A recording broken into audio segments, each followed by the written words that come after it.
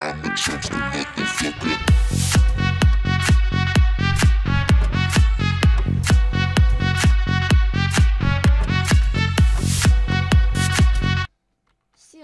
én Sterix vagyok, és ebben a videóban megmutatom, hogy hát ha csináltok például mesterem szint, egy telket, egy nagyobb telken valamit, vagy akár bármelyik Minecrafton, és például ilyen favágósat akartok játszani, akkor megmutatom, hogy hogyan csináljátok. Például ez egy ötlet, nyugodtan el lehet lopni, hogy hogyan csináljátok ilyen kis szállítót.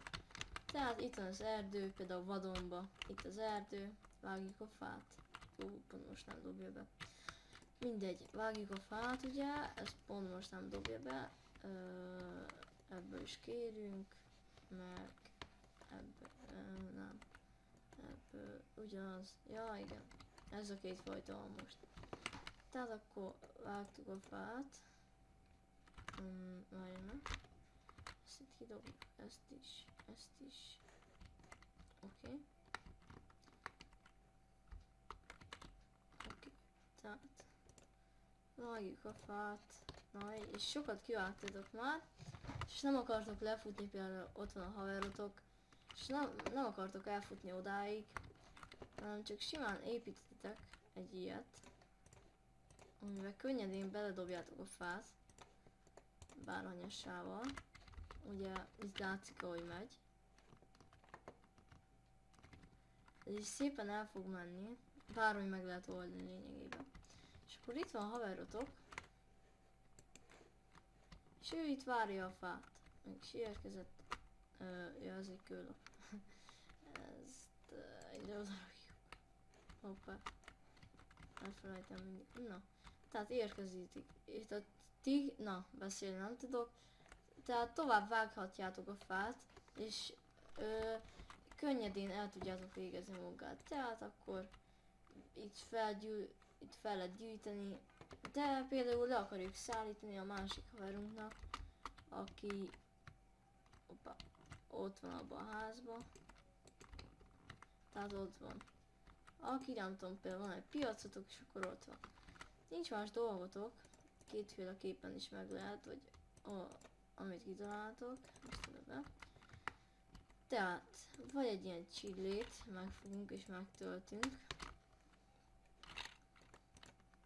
Úgy tudom, így. Megtöltünk egy olyat, és akkor elindítjuk.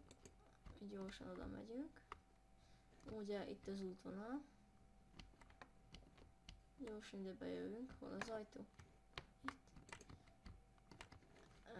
Meg is érkezett. És amikor megérkezett, akkor nincs más dolog, kipakoljátok. Szétütitek, vagy nem tudom.